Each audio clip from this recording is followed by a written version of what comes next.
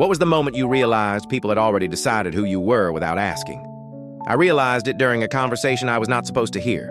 I was at a small gathering with friends of friends. Nothing serious, just people talking about work and life. I stepped away to grab a drink and heard my name from the other room. Someone said, "Yeah, he is a good guy, but he is not really leadership material."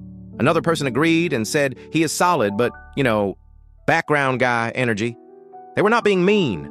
That was the worst part. They sounded certain, like this was already settled. I stood there longer than I should have. As they kept talking, I realized how they described me matched how I behaved. I avoided conflict. I waited my turn. I did not interrupt. I thought being easygoing made things smoother. To them, it meant I was invisible. That night, I replayed years of moments, meetings where I waited to be invited into the conversation, group projects where I did the work but let others present it, social situations where I stayed quiet so no one would feel uncomfortable. I had confused politeness with presence.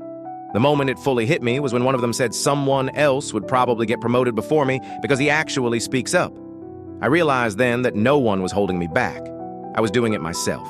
Not intentionally, not out of fear, out of habit. The next few weeks were uncomfortable. I spoke even when my voice shook. I disagreed without apologizing. I let silence sit instead of filling it for others. Some people reacted badly, others adjusted.